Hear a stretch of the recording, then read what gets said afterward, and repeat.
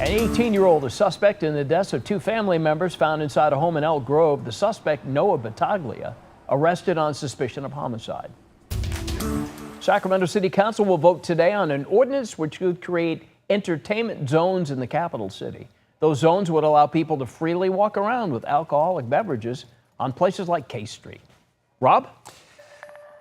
Okay, we got weather and traffic for you. Highs today in the 80s. It's going to be a good one. We're going to get a nice, refreshing Delta breeze, so that's on tap. A few random thunderstorms today, but not as busy as yesterday.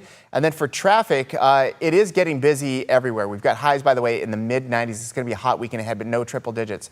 Here's a brand new one. This is 99 Mack Road. There's a crash, obviously a big backup there as well, so that's unfortunate this time in the morning. And then also this Tracy area, it's just been busy, and there's a crash at the top of the pass there, adding extra time to your commute. All right, we want to say happy birthday to special viewer Peggy Green of Sacramento, 101. Happy birthday, Peggy. She spent 2 decades as a registered nurse before becoming the director of the outpatient emergency department of a local hospital. She retired from medicine years ago, but never stopped taking her own advice. Until 94, she worked out regularly at a local gym and says her diet has a lot to do with her making it to 101. I've always been healthy, number one. I eat sensibly. I don't eat beef. I don't eat pork. I don't eat a lot of white foods like rice and pasta. You won't know what happened off camera. Uh-oh. Peggy has 2 daughters, 3 grandchildren, and 3 great-grandchildren. I can't help bacon. Yeah, I know, but it's like good for Peggy who did that and obviously avoiding the bad stuff. We also interview people who've made it to that age, and they're like, what's your secret? Because you always ask. Yeah, this is my favorite thing to talk to them about. And they go, well, fried chicken and Jack Daniel. That's what got me through. Every morning. Yeah, every morning.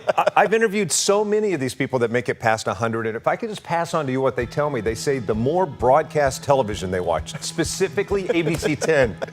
There's his secret if you want to make it to 101 with Pat. We're all on that road this morning. All right, watch us. We're switching over now to a streaming show live from 7 to 8 a.m. Rob is promising to deliver good weather and funny things to say. That's over on ABC 10+. Join us. We hope you will. Penguin.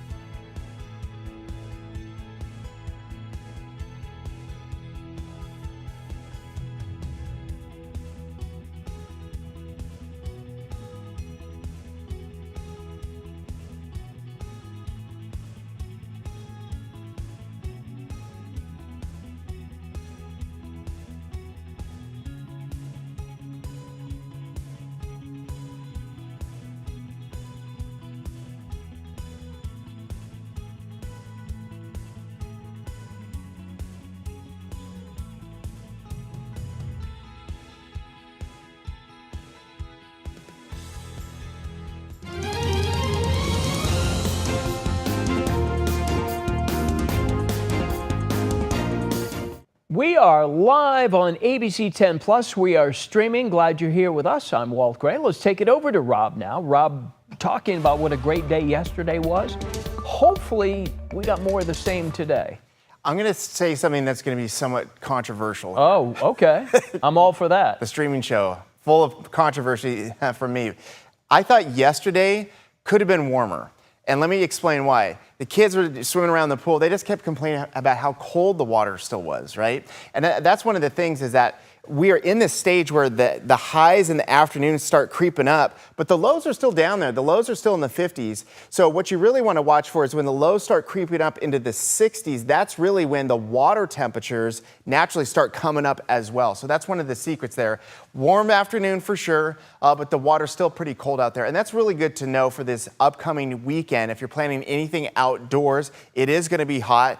You might want to flock to a local lake or river or what have you to cool off, but that water is still, at this point, I know this is already June, almost July, but it's still very cold out there. Okay, this is what we have going forward. We've got mostly nice conditions.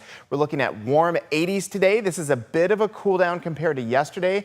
And for this upcoming rest of the week, it is going to start to get warmer. 90s, then this upcoming weekend, mid-upper 90s. It is going to be hot, but at least we're going to stay away from triple digits for the most part. Still some wind left over from yesterday, which is nice. The thunderstorms were fairly active yesterday. They started off just going vertical, but then there was this east push in the wind. And sometimes you really got to pay attention to that. A couple weekends ago, we saw that early in the day, it got really gray, and then all the clouds moved over the valley spots. It got cooler, and on the east side of the valley, there were a few sprinkles happening. But that one, there was just a little bit late in the day. Once the sun went down, it all fell apart. We're going to see some thunderstorms today, but they're going to be very short-lived and not as numerous. As far as the wind goes, yep, we're definitely going to get that delta breeze later on this evening. I will say that it's going to start to be not as strong.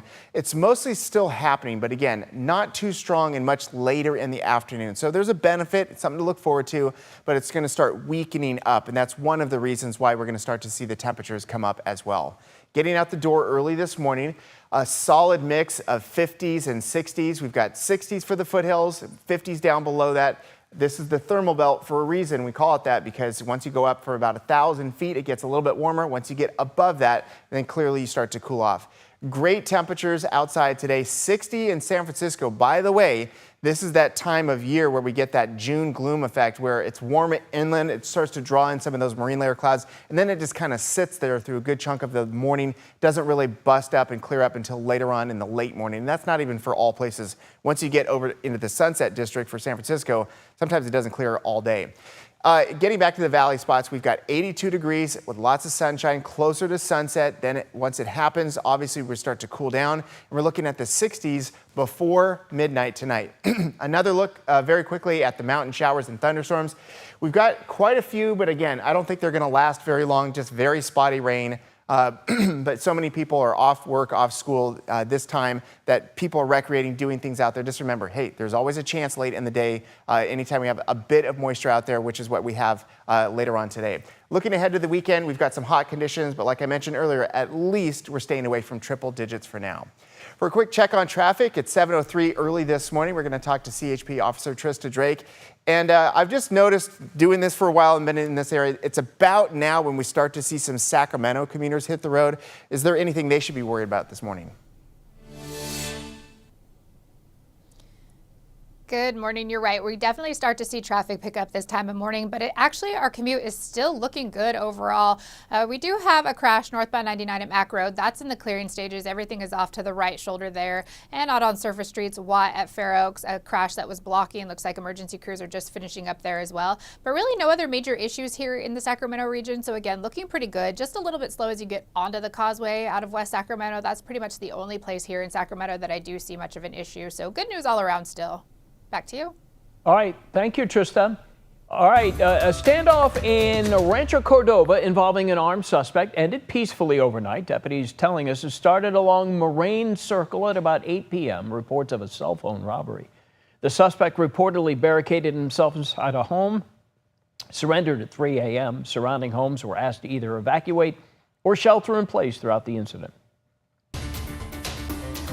Some other top stories. An 18-year-old is now a suspect in the deaths of two people found inside a home in Elk Grove yesterday.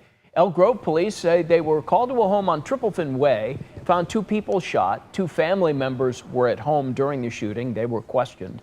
We're told the suspect is Noah Battaglia, later arrested on suspicion of homicide. Two people in critical condition after a reported shooting and stabbing along Fulton Avenue in Sacramento yesterday, forcing a temporary shutdown of the road. No word on any potential suspects. And police investigating a robbery at the Arden Fair Mall, according to Sac PD, happened about noon at the S&L Gem Company store. No shots were fired, no one was hurt, but the owners of the store say they are shaken up by the experience. No word yet on how much the suspects got away with. And this morning, President Trump says both sides violated his ceasefire, spinning the future outcome of this conflict into more uncertainty. All this comes following Iran's attempt to strike a U.S. military base in Qatar. That strike as retaliation for U.S. strikes launched on Iran over the weekend. With the very latest, here's ABC's Nicole D'Antonio. This morning, President Trump lashed out at both Israel and Iran after he says they both violated the ceasefire overnight. I'm not happy with Israel. You know, when I say, okay, now you have 12 hours, you don't go out in the first hour and just drop everything you have on them. So I'm not happy with them. I'm not happy with Iran either. Iran launching waves of missiles into Israel overnight, killing several people. Smoke also in the sky near Jerusalem as Israel intercepted other missiles.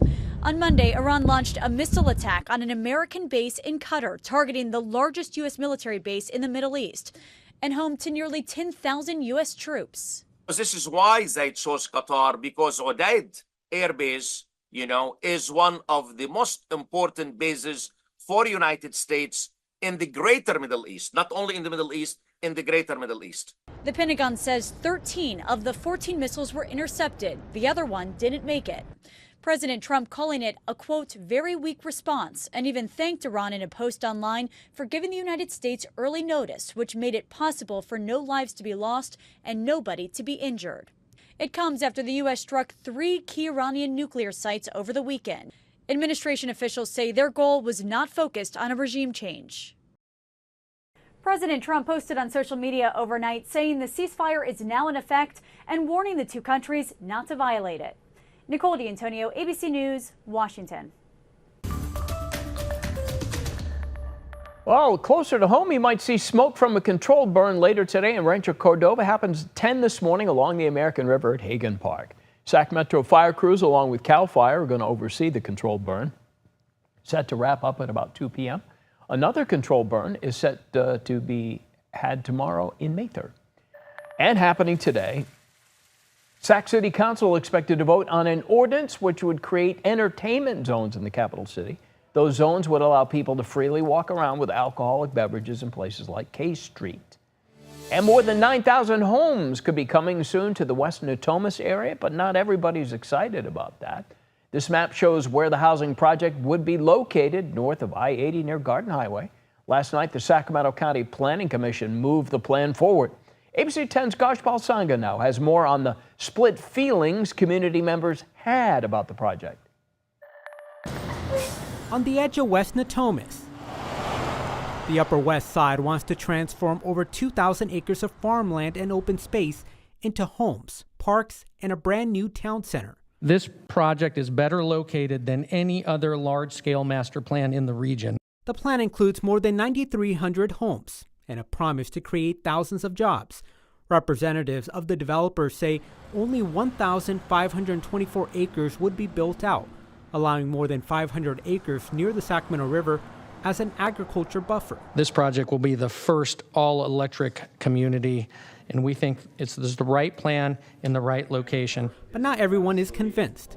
Former Sacramento Mayor Heather Fargo says the project's environmental review doesn't go far enough. If anything, the EIR underplays the significant impacts on the environment, the Natomas Basin Habitat Conservation Plan, and the city. And a more honest analysis will show you that. Some people at the meeting say they own many of the farmland in the proposed development and support the project because farming there is no longer sustainable. But increasing urban encroachment severely disrupted our operation. That farming here is no longer practical, sustainable, or profitable. Others say the plan may look good on paper, but it is in the wrong place. Already, it's a nightmare living on the Garden Highway, except for the beautiful environment, but the traffic is really a problem. I simply say the plan is not ready.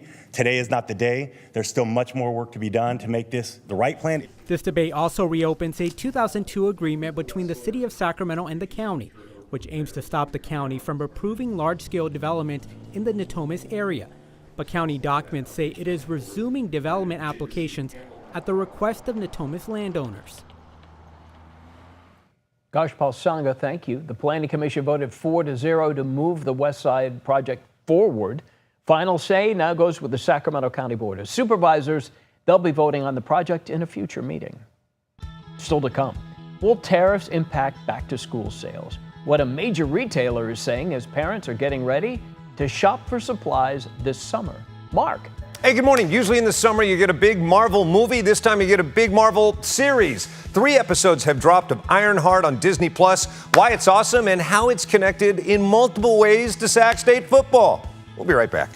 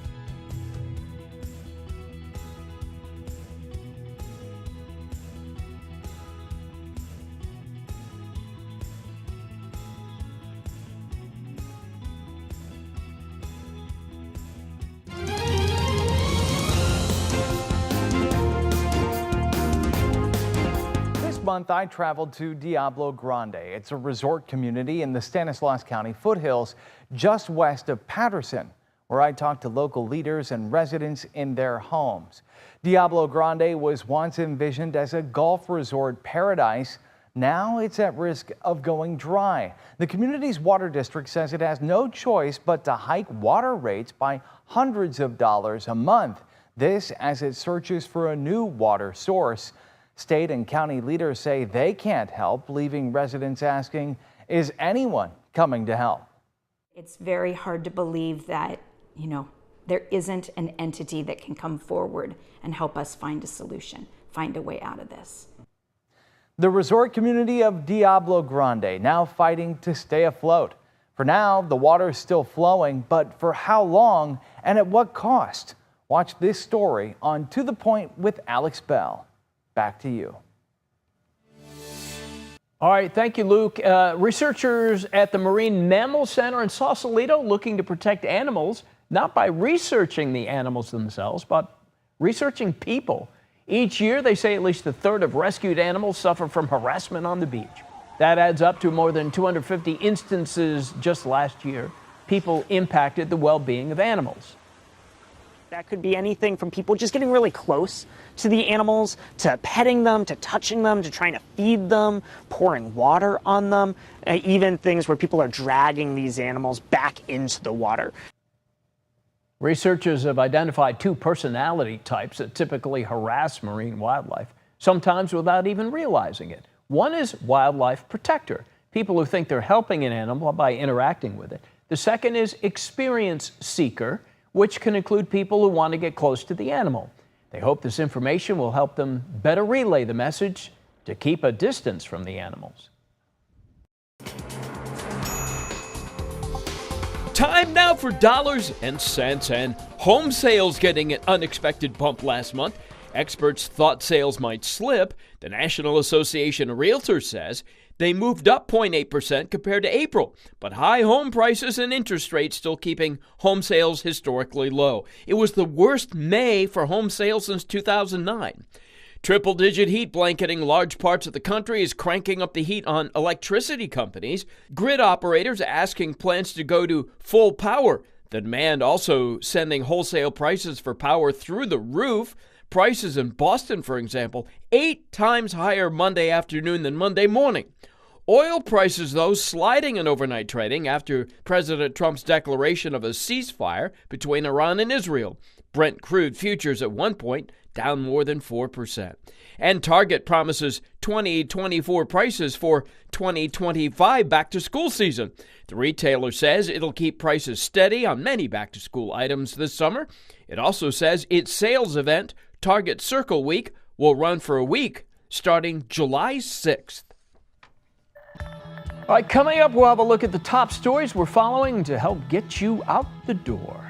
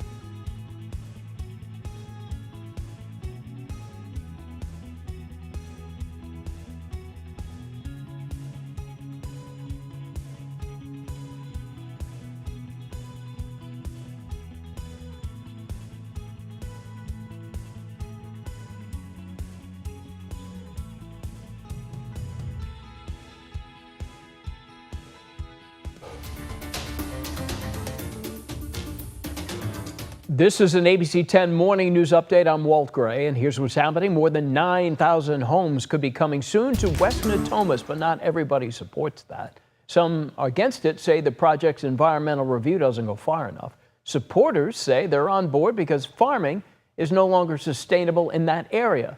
Final say now goes with the Sacramento County Board of Supervisors, who will be voting on this project in a future meeting. Sacramento City Council expected to vote today on an ordinance which would create entertainment zones in the capital city. Those zones would allow people to freely walk around with alcoholic beverages in places like K Street. And this summer, CAL FIRE is getting 3 giant water-dropping helicopters. They'll be based across multiple counties. The new choppers are capable of dropping more than 2,000 gallons of water at a time on fires. More news to come live in downtown Sacramento.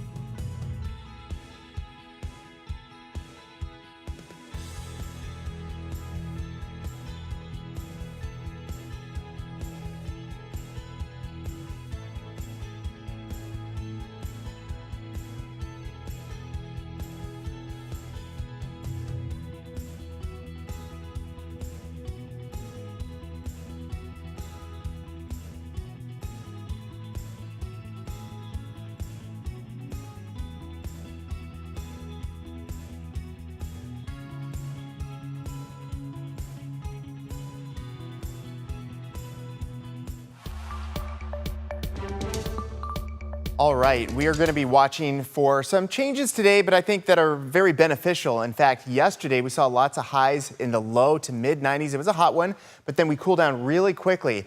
Now we're waking up to temperatures in the 50s and 60s. It's been a good start to the day. And then look at the highs. They're actually down from yesterday in most locations into the upper 80s. We've got 80s for the foothills and the 70s up high. So this is going to be a good weather day and very close to what we saw over this last weekend. Not as good as Saturday, but about what we saw on Sunday just a few days ago. One thing worth watching is the mountain showers and thunderstorms. There's going to be a few of them out there, but not as numerous as yesterday. And our highs are on the rise with highs approaching the mid to upper 90s for this upcoming weekend. And most of you staying away from triple digits, then some cooling going into next week. Traffic-wise, we're mostly fine in and around Sacramento, at least as good as it's going to be. But there's this brand new crash near Mack Road, 99 northbound in the area.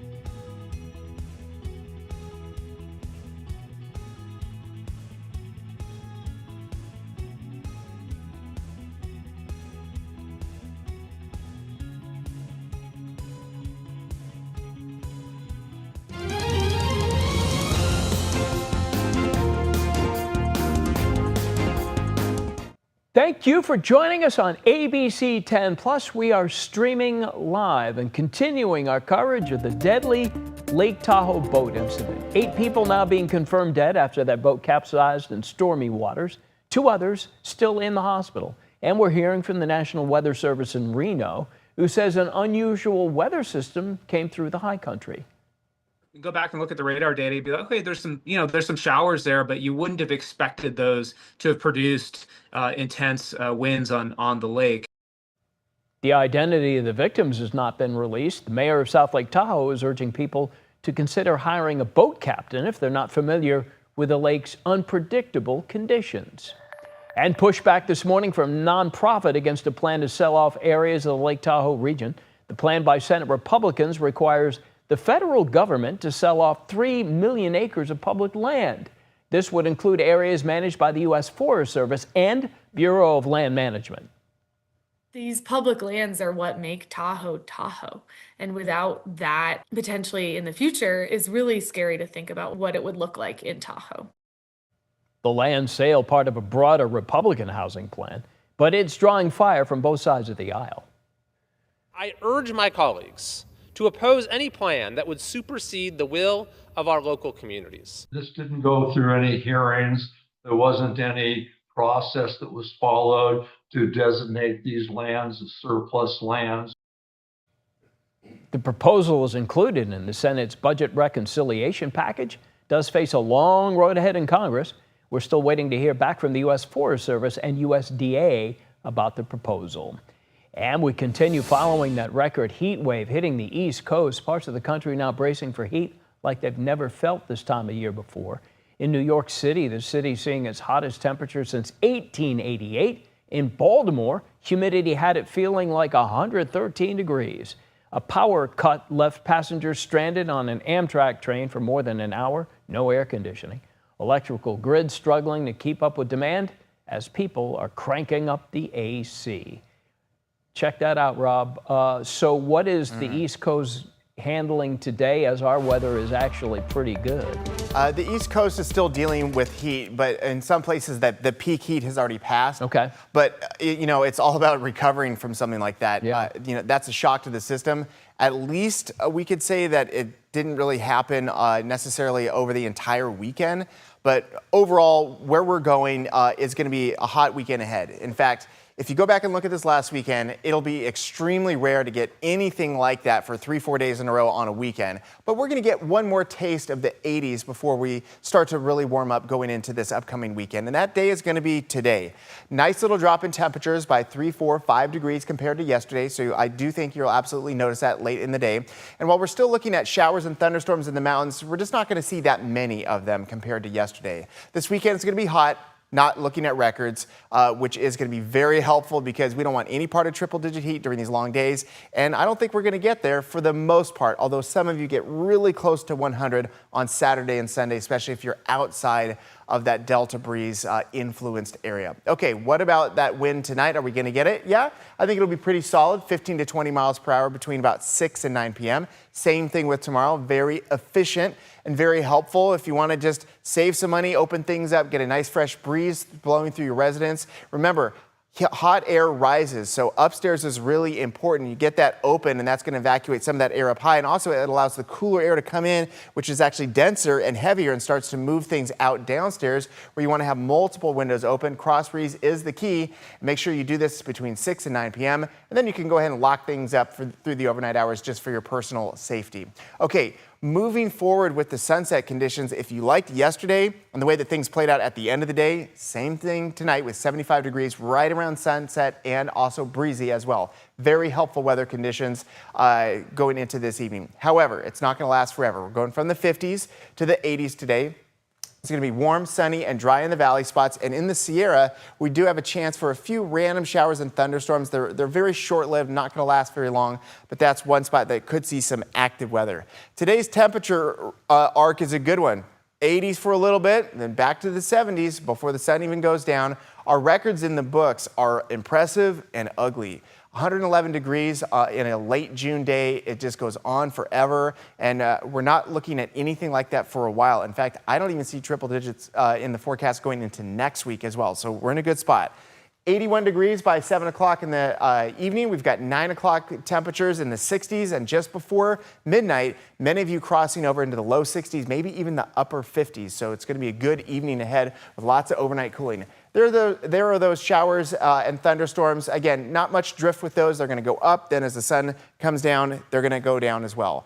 Looking forward to a hot weekend ahead, at least for your plans. Make sure you know where you're going to be, what you're doing, have a plan for shade and air conditioning because it's going to be a hot one. And the last couple weekends have not been that hot. This is not the case for this upcoming weekend. For a check on traffic at 7:35 early this morning, let's go ahead and talk to CHP Officer Trista Drake. Good morning. Hi, good morning.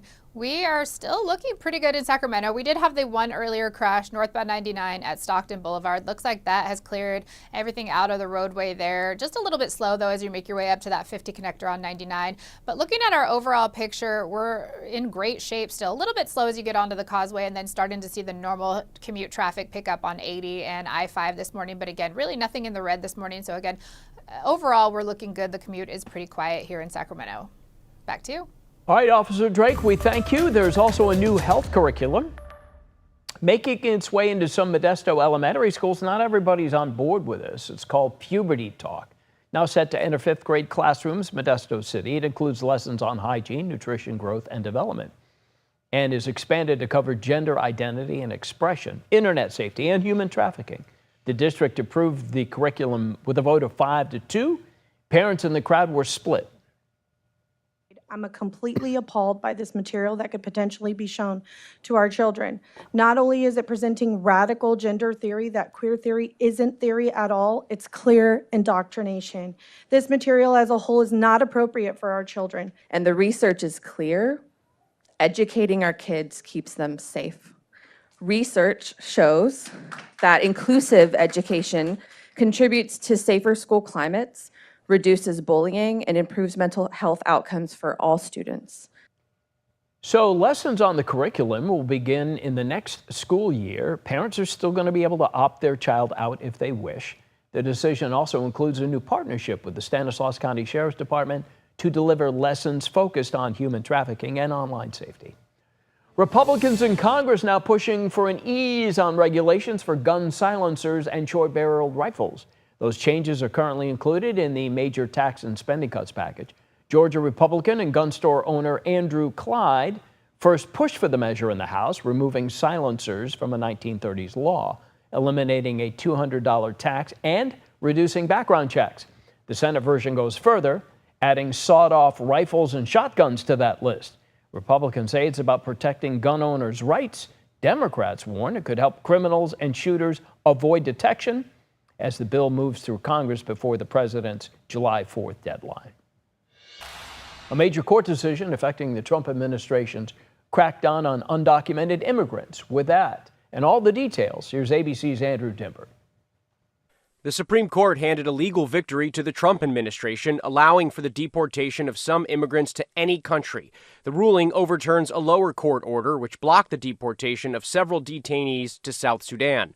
It allows President Trump to send illegal aliens convicted of rape, murder, homicide, assault, battery, crimes against children to any country around the world that is willing to accept them. So whether that be South Sudan, or whether it be Somalia, or whether it be Ethiopia. 3 liberal justices sharply dissented, saying the decision is rewarding lawlessness. Justice Sonia Sotomayor saying the Trump administration had already acted in violation of unambiguous lower courts. She added, "This is not the first time the court closes its eyes to noncompliance, nor, I fear, will it be the last." A Homeland Security official calls the ruling a victory for the safety and security of the American people. Fire up the deportation planes. But late last night, a federal judge in Boston said the men at the center of the case, those sent to South Sudan, are protected while the legal case plays out. Meanwhile, a separate immigration case stirring controversy. Video shows a violent workplace arrest in California. Marine veteran Alejandro Barranco says his father, Narcisco, was arrested by masked agents while landscaping at an IHOP restaurant. He says his father is undocumented, having been in the U.S. since the 90s, but has no criminal history. He's always dedicated his life to work. That's all I've ever known him as, just a hardworking guy, kind guy. He's a good dad. Authorities say Narcisco swung a weed whacker and resisted arrest, but video shows no apparent assault on officers. The Barranco family is calling for the father's release while he awaits a hearing. Andrew Dimbert, ABC News, New York. And as temperatures increase for summertime, CAL FIRE is actually getting things going with 3 giant water-dropping helicopters. Now based across multiple counties just north of the Bay Area. They'll likely be needed this summer. CAL FIRE pilots say it's never easy to hit that target. It's kind of part science and black voodoo magic, really, of getting the wind right and the drop right and go around and do it again. The dual rotor Chinook, capable of dropping more than 2,000 gallons of water on a fire, will be based in Napa, which often sees big wildfires during the summer. And families in Stockton have a new splash pad to visit this summer. ABC 10's Gabriel Porras has a look at the city's newest place to cool down.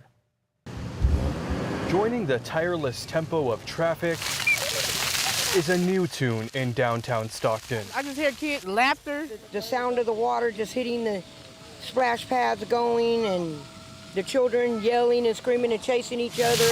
At Weber Point, the splashing tells its own story. To 7-year-old Zionique Mason, it sounds like summer. I've been waiting for the whole summer to come, and now it's open today, and I'm happy now. She comes back every year, but this time summer had to wait. I get to play in the water, and then I get to make friends and stuff. Repairs to the fountains where friends are made, forcing it to stay closed for an extra month. Can it be hard sometimes just to find, stuff like this? It is very hard. This is the only place. It was closed last week when we rolled by. The water fountains here at Weber Point weren't the only summer destination that had a sign saying temporarily closed. When the season began, 4 of the city's 6 public pools were closed. 2 of them will stay closed for the rest of the summer, but one just reopened last week, and that 4th is expected to open later this season. They just opened the new McKinley Park. They're building a new one in Victory Park. Project stakeholders say the new pool at Victory Park is expected to open in August. When it closes, they get sad, and when they reopen, they get happy again. Slowly but surely returning to Stockton, the sounds of summer. And it looks like people are having fun, and it sounds like they're happy and stuff. In Stockton, Gabriel Porras, ABC 10. And pools at Oak Park and Sousa Park, though, are going to be closed all season long. Mark S. Allen, what do you got cooking over there today? Got a lot of great stuff. Normally I talk about a giant Marvel movie opening in the summer, but this time it's a giant Marvel series headed to Disney Plus. Why you got to check out Ironheart. 3 episodes this week, and it's unique. Not one, but multiple connections to Sac State football. We'll join Ryan Coogler next.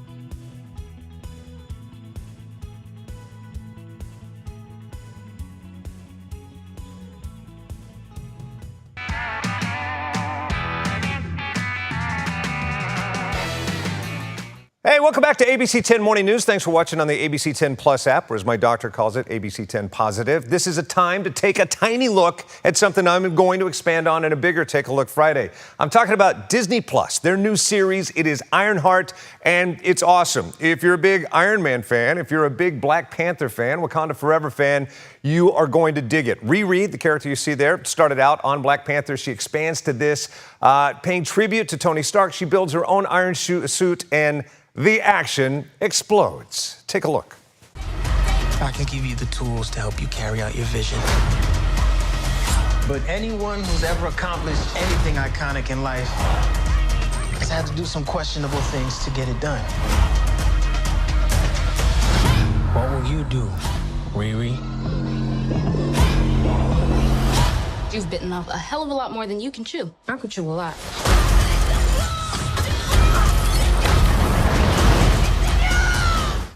As you can see, it's got great action, but more importantly, it has a great story. It's so much more about people than it is anything else, and more practical over superpowers. So I think you're going to dig it in that way. It's from the mind of Ryan Coogler. He is the executive producer on it. I caught up with them because, one, I'm a Sac State alum. He's a Sac State alum. He played football, only to find out there are multiple connections to this film and Sac State football. Take a look.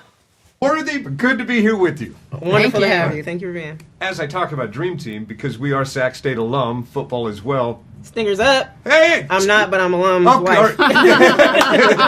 Thank you for the adjacent support. Football, how are you feeling about the team? What are your predictions? Man, I got that new offense. Yeah, man. New head coach. A lot of excitement. Yeah, that go-go offense, man. I've been reading about it. I'm feeling optimistic. Stepping up to the next level? I mean, we'll see, man. They gotta take care of their business now, and then make that assessment. But yeah, no, I'm excited. I'm excited. A lot of my homies excited. They got the stadium expansion coming. Yeah, I'm gonna try to go. I'm gonna try to go to a game. Come on, let's go Causeway Classic. Oof, I can't. I can't. I get too emotionally Oh, involved. man. So it turns out he's not going to be coming to the Causeway Classic because he's going to get ready for that Academy Award he's going to get for Sinners. But I'll talk about that later. The series is awesome, but back to sitting to his next left, that's Shanaka. She is the head writer of this series, and it turns out she is married to McLeod Bethel Thompson. So he went to Sac State and went on to play for, name the NFL team he probably stopped by, right, Walt? Yeah, he was on a lot of rosters, Niners, Dolphins, just Vikings. 2 Montreal teams. Yeah, it's Canadian Football League. So right. Yeah, he was transferred from UCLA to Sac State. And Ryan Coogler, who your main interview there, transferred from St. Mary's to Sac State when they dropped football. St. Mary's did so. And we were talking about this. St. Mary's, they canceled their football team, so that's why he was forced to Sac State. Had that not happened, he might not have been in that film class. Isn't that something? Sometimes everything works out for a reason. And in this case, you got it. Okay, we will see you again at 11 this morning. Mark, thank you. Yes, sir. Oklahoma City, of course, celebrating their first NBA championship. Former Sacramento King Tyrese Halliburton sharing an update on his injury. Game 7, he went down. There he is, tore his Achilles. He posted on social yesterday, he's out of surgery, saying words cannot express the pain of this letdown. The frustration is unfathomable, says he. He's also expected to miss all of next season as he recovers from that Achilles tear. More trade news this morning. ESPN, the Celtics have traded Jrue Holiday to Portland for Anthony Simons in 2 seconds. Holiday earned all defensive team honors a year ago, shooting a career-high 43% from 3. He now heads to his 17th NBA season and hopes to bring experience to a young and upcoming Trailblazers core. A's now providing tangible evidence that they will eventually move to Las Vegas. Here's how and why. 4, 3, 2, 1. There you go. Somewhat of a ground. Like I said, is that a sandbox? Is that a cake? John Fisher is there, joined by several other A's dignitaries. The shovel goes into the ground. New site of the stadium is where the Tropicana Hotel used to be. They're expecting opening day 2028 to be when the then Las Vegas A's begin playing. On 9 acres of land. That's not a lot of land for a baseball stadium. 36 acres overall, so obviously 25, 26 acres of that, 27 going to be parking. 33,000 fans and the closest seats to home plate and the smallest foul territory of any baseball ballpark because they're jamming a stadium in there. There's not much room for the stadium. It'll also feature a see-through dome with views of the Strip. This is an iconic location. This is going to be an epic ballpark, and there's going to be no better place in the United States to watch Major League Baseball. The Athletics have a long and proud history. I think about today as the beginning of a new chapter in that great history. The entire A's team are going to build Las Vegas an unbelievable, awesome, iconic ballpark. They just have to figure out how to get people to sit in those seats, right? And listen to this. Heinz, makers of the most famous ketchup in the world, says it's releasing a new breakfast ketchup. There it is, breakfast ketchup, it says. Whether it's bacon, egg, sausage, whatever. Now, Heinz says there's actually nothing different about this ketchup, just that it says breakfast on it. It'll soon be available in stores, and it'll also be used in some Waffle House restaurants across the country. Of course, there are no Waffle Houses anywhere close to us. It's more of a southeastern Georgia thing. What is going on with that? So it looks like it's in a maple syrup bottle. Yes, right? yes. So I get that, but I mean, if you're just slapping stickers on it, calling it whatever you want, it's still ketchup. Yeah, and some news station will do a story about it someday. Coming up, we'll have the top stories we're following this morning, plus another look at your weather and your traffic. Thank you for watching live streaming with us.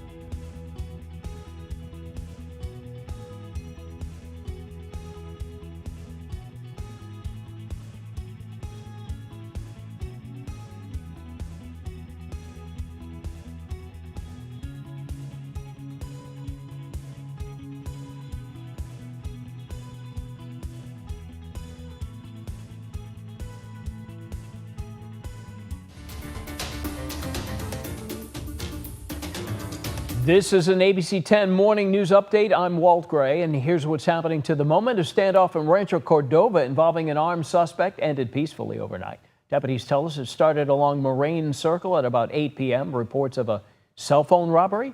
The suspect reportedly barricaded himself inside a home, eventually surrendered at 3 a.m. An 18-year-old now a suspect in the deaths of 2 people inside a home in Elk Grove. Noah Battaglia was arrested on suspicion of homicide. No word yet on a motive behind the shooting.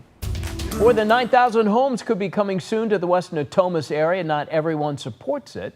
Some against it say the project's environmental review doesn't go far enough. Supporters of the plan say they're on board because farming is no longer sustainable in that area. Final say now rests with the Sacramento County Board of Supervisors, who will be voting on the project in a future meeting.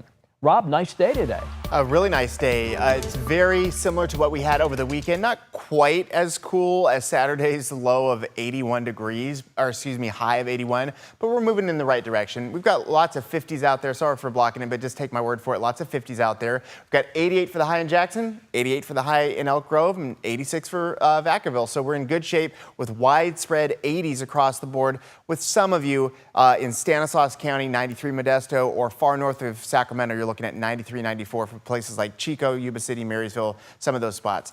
We are going to see some more showers and thunderstorms later on this afternoon. They're going to be somewhat limited in scope, though, not especially considering what happened yesterday. We've got more warming on the way with highs in the 90s, close to 100, but staying away from that for now. For your traffic, things are looking a little bit busier. We've got traffic on the Jackson Highway, 50, 80, 5, you name it, it's all more congested, but at least there's not a big crash with a big backup. However, this one on 99 has been causing a few issues early this morning, but it's in its final clearing stages. Tracy Triangle is pretty slow, as well as 580 getting to that zone as well. Davis to Fairfield's about 26 minutes, but Sacramento to Davis is 18 right now.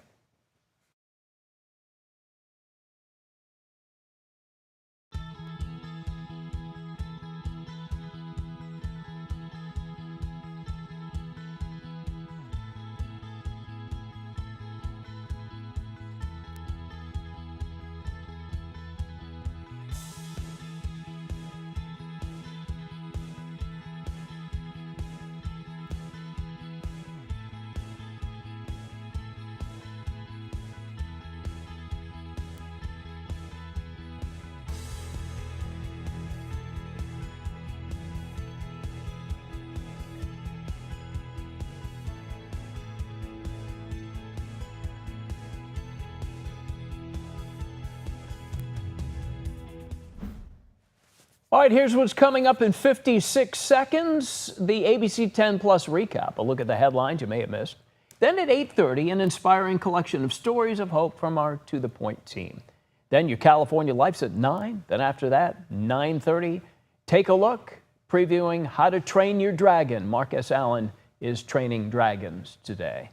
So that's going to do it for us, and you're confident that today will be nice. I think it's going to be a good one. I mean, considering where we're going this weekend, mid, upper 90s, today's a good one with highs in the 80s. And do you think Iran and Israel will honor the ceasefire? I've got a lot to say about all of that. Okay. And, oh, we're out of time. All right, out of time. All right, let's take you up to the Tahoe Truckee Airport, getting a little scenic view there, the sunrise coming up over the mountain. Just an absolutely beautiful day everywhere. Thanks for watching us live streaming here on ABC 10 Plus.